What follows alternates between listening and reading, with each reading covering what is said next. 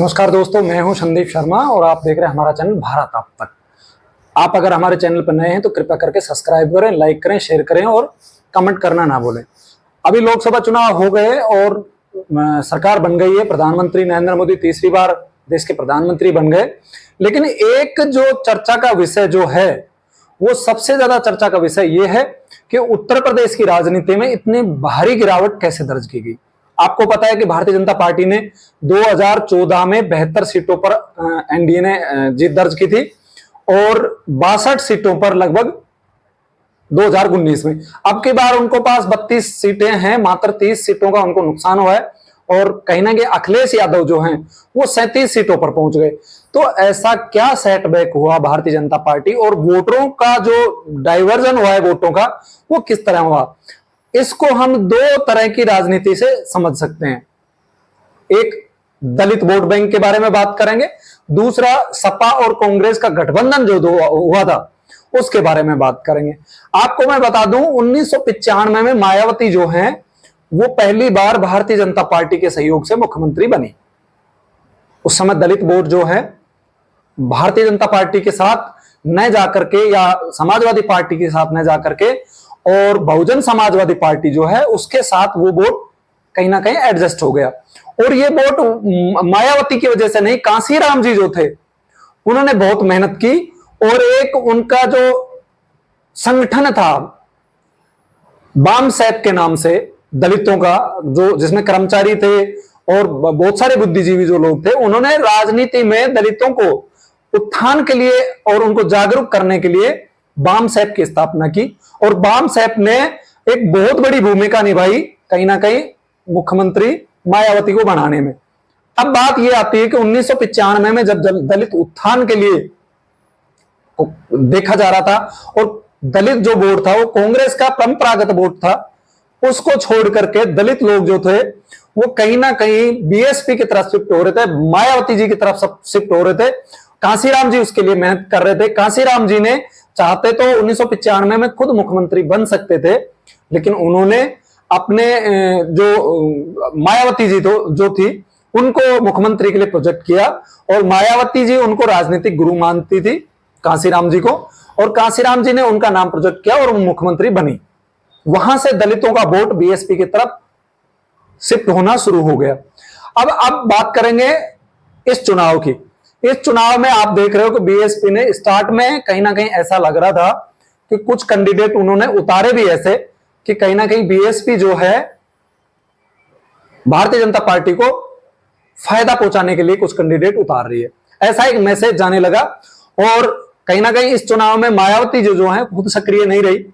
उन्होंने अपने भतीजे जो है आनंद जी, आकाश आनंद, उनको राष्ट्रीय संयोजक बनाया और उन्होंने आक्रामकता के साथ काम भी किया। लेकिन जैसे जैसे पता चला मायावती जी को और उनके जो वाम सेप के लोगों को या फिर उनके पार्टी को कि कहीं ना कहीं ऐसा कोई मामला बैठ रहा है कि जाटव जो वोट है वो कहीं ना कहीं हमारा छिटक करके और बीएसपी और कांग्रेस के गठबंधन की तरफ जा रहा है, यानी कि दलित वोट जो है वो कांग्रेस की तरफ धीरे धीरे शिफ्ट हो रहा है और बीएसपी अपने अब तक के जितने भी चुनाव हुए हैं उनका प्रदर्शन शायद उनमें सबसे निचले स्तर पर हो।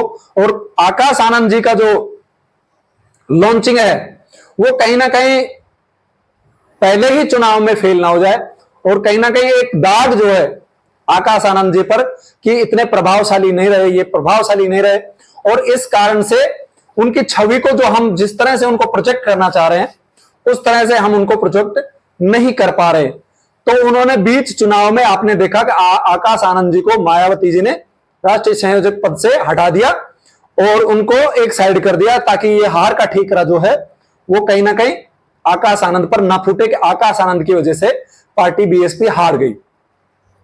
दलित वोट जो है कांग्रेस की तरफ शिफ्ट हुआ, मुस्लिम वोट जो है वो कहीं ना कहीं सपा की वजह से कांग्रेस और सपा के जहां जहां प्रत्याशी थे उनमें शिफ्ट हुआ। भारतीय जनता पार्टी के पास जो दलित वोट जा रहा था वो वोट बिल्कुल न जाकर के, बहुत कम मात्रा में जाकर के, और कहीं ना कहीं समाजवादी पार्टी और आप मैं ये कहूं कि समाजवादी पार्टी इस वहम में हो कि भाई मुस्लिम वोट और दलित वोट जो है हमारी वजह से आया है, तो वो गलत लगेगा। ऐसा लगता है कि दलित वोट कहीं ना कहीं कांग्रेस की तरफ फेवर कर रहा था और कांग्रेस की वजह से ही उन्होंने, अलायंस की वजह से ही समाजवादी पार्टी और अखिलेश यादव को वो वोट, दलित वोट ट्रांसफर हुआ, न कि समाजवादी पार्टी की वजह से। समाजवादी पार्टी का जो परंपरागत वोट था, यादव वोट हुआ और मुस्लिम वोट जो है, वो डाइवर्ट नहीं हुआ, और अब की बार कहीं ना कहीं समाजवादी पार्टी, और आप देखेंगे कि कांग्रेस के पास वो वोट गया और उनका परफॉर्मेंस 43 सीटों तक उनका अलायंस पहुंच गया। अब बात करेंगे कहीं ना कहीं जो वाम सेप जो है, उनको फिर अब ऐसा लग रहा है कि कहीं ना कहीं दलित वोट जो है हमारा, वो निचले स्तर पर जा रहा है, हमारी अनदेखी की जा रही है, और उन्होंने इस चुनाव में निचले स्तर तक जाकर के ये लोगों को समझाया कि अगर भारतीय जनता पार्टी तीसरी बार केंद्र में सरकार बनाती है तो आरक्षण का, संविधान का मतलब उनके आरक्षण का मुद्दा है, आरक्षण को हटाएंगे, संविधान में बदलाव का मतलब आरक्षण खत्म करेंगे। ये वाम सेप के लोग जो हैं वो भी निचले स्तर तक, दलित लोगों के लिए संविधान का मतलब आरक्षण ही है। उनका कोई मतलब नहीं है कि संविधान क्या होता है क्या नहीं होता है, उनका आरक्षण का मतलब संविधान और संविधान का मतलब आरक्षण। अगर संविधान से छेड़छाड़ हो रही है तो मतलब आरक्षण से छेड़छाड़ हो रही है। ये मैसेज कन्वे हो गया नीचे तक, और वाम सेप ने, मैं कहूंगा कि निचले स्तर तक जाकर के ये लोगों को समझाया कि आरक्षण के साथ छेड़छाड़ हो सकती है, आरक्षण हटाया जा सकता है बीजेपी अगर तीसरी बार सत्ता में आई तो कहने का मतलब ये है कि जाटो वोट जो है वो बीएसपी की तरफ न जाकर के एसपी और कांग्रेस में बट गया। मुस्लिम वोट जो है वो परंपरागत वोट कहीं ना कहीं माना जाता है कि समाजवादी पार्टी का है, लेकिन लोकसभा चुनाव में समाजवादी पार्टी की बजाय वो कांग्रेस की तरफ शिफ्ट हुआ। ये 2024 का सिनेरियो। अब बात करते हैं अखिलेश यादव की और आपके कांग्रेस के गठबंधन, या सपा और कांग्रेस के गठबंधन की। ये मुझे लग रहा है कहीं ना कहीं सांप के मुंह में चमगादड़ आने वाली बात हो गई, या यूं कहूं कि शेर की सवारी करने वाली बात हो गई। एक बार मुलायम सिंह यादव ने कहा था कि कांग्रेस को कभी अपना घर नहीं दिखाना चाहिए। घर से मतलब अपने राजनीतिक वोट बैंक से है, न कि अपने मकान से। उन्होंने कहा था कि कांग्रेस को कभी अपना घर नहीं दिखाना चाहिए क्योंकि कांग्रेस उस पर कब्जा कर लेती है। लेकिन अखिलेश यादव ने अब की बार अपना घर कांग्रेस को दिखाई दिया। अब उसकी दुविधा यह है कि अखिलेश यादव कहीं ना कहीं ये भ्रम में ना रह जाए कि दलित वोट जो है वो मेरी वजह से सपा और कांग्रेस में आया है। ये बिल्कुल गलत होगा, उनका बिल्कुल सोचना गलत है। दलित वोट जो है वो बीएसपी से छिटक करके कांग्रेस की वजह से, सपा और कांग्रेस का गठबंधन की वजह से समाजवादी पार्टी की तरफ गया है। और ये जो अभी जो चुनाव होगा 2027 का, इसमें राहुल गांधी की आकांक्षाएं और बढ़ेंगी क्योंकि उनकी 4-5-6 सीटें आई हैं। अभी आप देखोगे यूपी में, और 17 सीटों पर वो मान गए क्योंकि उनकी एक सीट थी मात्र, उनकी माताजी जो थी रायबरेली से, तो 17 सीटों पर वो मात्र मान गए। लेकिन अब की बार वो 17 सीट, इतनी कम सीटों पर विधानसभा चुनाव में 2027 का जो चुनाव होगा उसमें कहीं ना कहीं वो इतनी कम सीटों पर मानने वाले नहीं है। आपको मैं बता दूं, ये सारा फॉर्मूला जो था वो अखिलेश यादव का लोकसभा चुनाव के लिए नहीं था। अखिलेश यादव को पता है तुम मुख्यमंत्री बनना है, तुम्हें प्रधानमंत्री तुम्हें कोई बना नहीं रहा, इसलिए उसका ये सारा फॉर्मूला 2027 के चुनावों को देखकर का था। वो 2027 के विधानसभा चुनाव जो यूपी में होंगे उनमें ये उनका एक टेस्टिंग था, ट्रायल था। मैं ये कहूंगा कि उनका एक लिटमस टेस्ट था कि अगर मैं ये पीडीआई जिसको बोलते हैं, इसको मैं पिछड़ा दलित और मुस्लिम जो वोट है इन पर वो अपना एक टेस्ट कर रहे थे। अब अगर वो इस भय में आ गए कि हमें दलित का वोट मिल सकता है तो वो गलतफहमी में है। दलित का वोट मात्र और मात्र बीएसपी से छिटक के कांग्रेस की तरफ गया और आगे भी जा सकता है। और अगर बीएसपी ने अच्छा प्रदर्शन किया, वापस कम बैक किया और अच्छे से अपना पार्टी का सब मैनेजमेंट किया, तो वो वोट कांग्रेस से छिटक करके और कहीं ना कहीं बीएसपी की तरफ थोड़ा बहुत वापस भी जा सकता है। क्योंकि अब एक दलितों में एक मैसेज जा चुका है कि मायावती की पार्टी, बहुजन समाजवादी पार्टी कहीं ना कहीं हाशिए पर है। और यही स्थिति आप देखेंगे तो समाजवादी पार्टी की है। अखिलेश यादव को यह डर सता रहा है कि जो हालत मायावती जी की हुई है वही हालत मेरी ना हो जाए। मायावती जी लगातार 3 चुनाव हारी और अखिलेश यादव भी लगातार 2 चुनाव हार चुके हैं और तीसरा अगर विधानसभा का चुनाव 27 में हार गए तो कहीं ना कहीं वो स्थिति जो समाजवादी पार्टी की है वो स्थिति अखिलेश यादव की ना हो जाए।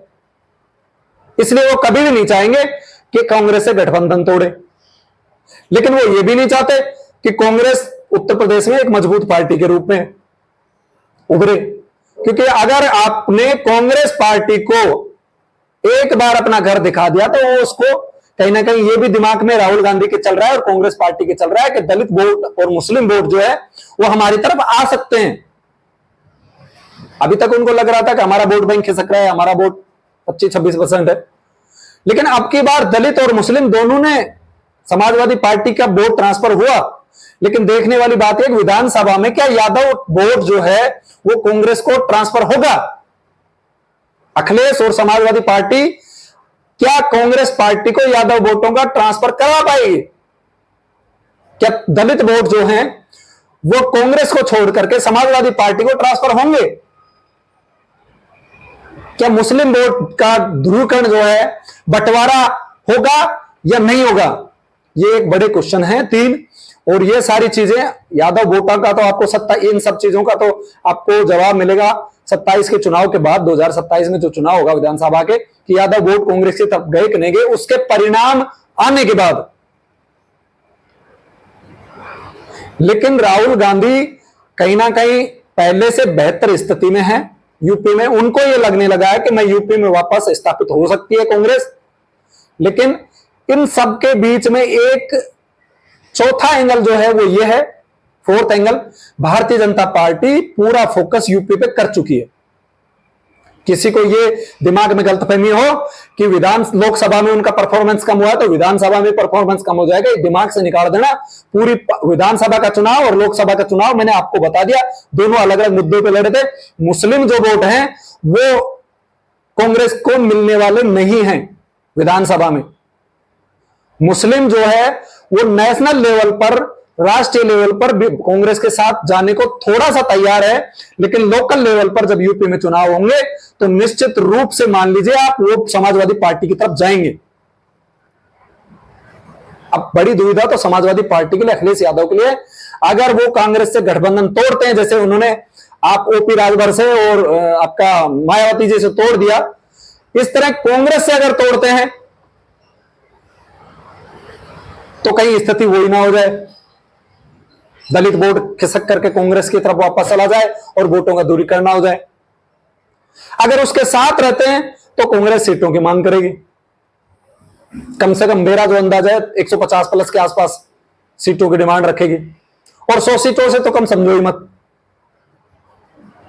तो स्थिति वही आ गई कि 100 सीटें अगर कांग्रेस को दे देती हैं और जहां कांग्रेस और बीजेपी में आमने सामने मुकाबला होगा वहां निश्चित रूप से भारतीय जनता पार्टी कांग्रेस पर भारी पड़ेगी। बीजेपी भी इस बात के लिए तैयार बैठी है कि कैसे भी करके राष्ट्रीय 2 पार्टियां, हमें क्षेत्रीय दलों से लड़ना ना पड़े, कांग्रेस को ज्यादा से ज्यादा सीट मिले और हम उनको डिफीट कर लेंगे, कांग्रेस को आसानी से वो हरा लेंगे। तो राहुल गांधी के लिए तो खोने के लिए कुछ है नहीं, लेकिन अब अखिलेश यादव का जो कैरियर है वो कहीं ना कहीं दांव पे लगा है। और वो जो अभी फैजाबाद की सीट पर अवधेश प्रसाद जो हैं, अवधेश जी जो हैं, उनके हवा में घूम रहे हैं। 2027 के चुनाव में उनकी असली परीक्षा होगी। अगर वो कांग्रेस के साथ रहते हैं तो उनका मुश्किल बढ़ेगी और छोड़ते हैं तो भी मुश्किलें बढ़ेगी। छोड़ते हैं तो दलित वोट कांग्रेस की तरफ जाएगा और अगर साथ रहते हैं तो मुस्लिम वोट जो है वो भी ध्रुवीकरण होगा। मुस्लिम जो वोट हैं वो सारे के सारे समाजवादी पार्टी की तरफ नहीं जाएंगे, फिर वो कांग्रेस की तरफ भी जाएंगे, बीजेपी की तरफ भी कुछ वोट 8-9-10% जो उनकी तरफ जाते हैं वो भी जाएंगे। यानी कि लोकसभा का चुनाव संविधान और आरक्षण पर लड़ा गया था, लेकिन विधानसभा का जो चुनाव है वो आरक्षण और उस पर नहीं लड़ा जाएगा, संविधान पे। वहां पर लोकल नेताओं, मुख्यमंत्री का चेहरे पे चुनाव लड़ा जाएगा और मुख्यमंत्री का चेहरा योगी आदित्यनाथ काफी फेमस हैं, एक मजबूत, आप मान लो उनकी छवि जो है वो स्ट्रॉन्ग नेता की है, या यूं कहूं कि कहीं ना कहीं योगी आदित्यनाथ की छवि जो है वो भयंकर रूप से आप देख रहे हो, शासन प्रशासन को टाइट करने के रूप में उनकी छवि मानी जाती है। शांति व्यवस्था सबसे बड़ा मुद्दा जो यूपी का था, उस मुद्दे को सोल्व करने में काफी हद तक योगी आदित्यनाथ सफल हुए और गांव गांव तक महिला वोटरों में कहीं ना कहीं योगी आदित्यनाथ और मैं ये कहूंगा भारतीय जनता पार्टी के खिलाफ कोई ऐसा माहौल नहीं है। लोकसभा चुनाव में भी नहीं था, सरकार के खिलाफ कोई नाराजगी नहीं थी, मोदी के खिलाफ कोई नाराजगी नहीं थी। सिर्फ एक मुद्दा, संविधान का मतलब आरक्षण और आरक्षण का मतलब संविधान। आरक्षण को हटाने का हवा जो बनाया, और दलित आपको पता है भोले भाले लोग होते हैं, जल्दी बहकाव में आ गए। लेकिन अब जो विधानसभा का चुनाव है वो अखिलेश यादव की असली परीक्षा होगी, यानी कि शेर की सवारी। अगर शेर के ज्यादा देर आप बैठ नहीं सकते क्योंकि वो आपको गिरा देगा, और अगर आप नीचे उतरते हैं तो शेर आपको खा जाएगा। तो अखिलेश यादव के लिए राहुल गांधी और कांग्रेस पार्टी सेम स्थिति हो गई। अगर वो कांग्रेस पार्टी से अलायंस तोड़ता है तो उसके वोट बैंक जो है कहीं ना कहीं मुस्लिम और दलित जो है वो छिटक के कांग्रेस की तरफ जाएंगे, ध्रुवीकरण होगा, और वोट जो है भारतीय जनता पार्टी की तरफ ज्यादा जाएगा। ध्रुवीकरण के कारण कुछ वोट दलित तो ले ही रहे हो, मुस्लिमों को भी जाएगा। अगर समाजवादी पार्टी अकेले लड़ती है तो मुस्लिम वोट एक तरफ जाएगा, लेकिन दलित का वोट जो छोड़ करके कांग्रेस की तरफ चला जाएगा, कुछ समाजवादी पार्टी की तरफ खिसक जाएगा, उसके सॉरी बीएसपी की तरफ चला जाएगा। यानी समाजवादी पार्टी को तो नुकसान ही नुकसान हो रहा है। अगर कांग्रेस से गठबंधन करेंगे तो मुस्लिम वोट का ध्रुवीकरण होगा, क्योंकि मुस्लिम वोट भी दलितों के साथ कांग्रेस की तरफ जाएंगे। और अगर गठबंधन रखते हैं तो सीटें उनको देनी पड़ेंगी, और सीटें जहां सीधा मुकाबला बीजेपी और कांग्रेस में होगा वहां निश्चित रूप से बीजेपी भारी पड़ेगी। कांग्रेस उनके लिए गले की हड्डी बन गया है। 2027 का टारगेट है अखिलेश का, ये 24 का चुनाव नहीं था। अगर कांग्रेस को भी यह अंदाजा होता कि दलित वोटों के साथ मुस्लिम वोट भी हमारे पास आते हैं, तो 17 सीटों पर मानने वाली कांग्रेस पार्टी नहीं थी। इतनी कम सीटों पर कैसे मानती? 80 सीटों में 17 सीटें, 25% सीटें भी नहीं। एक राष्ट्रीय पार्टी 17 सीटों पर मानने वाली नहीं थी। कम से कम 35 से 40 सीटों की डिमांड उनकी होती, लेकिन उनको यह अंदाजा नहीं था कि दलित वोट जो हैं वो तो आ रहे हैं, जाटो वोट तो आ रहे हैं, लेकिन मुस्लिम वोट भी कुछ शिफ्ट हो सकते हैं। इसलिए कांग्रेस पार्टी को आप देख रहे हो कि 5-6 सीटें मिली, क्योंकि मुस्लिम जो वोट हैं वो समाजवादी पार्टी की वजह से कहीं ना कहीं बीजेपी को जो नाराज थे, दलित भी और मुस्लिम भी दोनों वोट कांग्रेस की तरफ गए। लेकिन सीधा जहां मुकाबला था 17 सीटों पर, वहां पर 5 सीटें। आप ये भी तो देखो, 17 में से 5, वही उनका परसेंट लगभग 26-27 के आसपास रहा। लेकिन अखिलेश यादव का स्ट्राइक रेट देखो, उनका स्ट्राइक रेट 50 के आसपास रहा, क्योंकि उन्हें अगर 80 में से 17 सीटें निकाल दे तो मुझे लग रहा है 63 सीटों पे उन्होंने चुनाव लड़ेगा और 37 सीटें वो जीतने में कामयाब रहे, तो 55% के आसपास उनका स्ट्राइक रेट रहा। आप ये सारी चीजें अखिलेश यादव को सोचनी पड़ेंगी, उनको ये मंथन करना पड़ेगा। टाइम है 27 में, लगभग 2.5-3 साल का।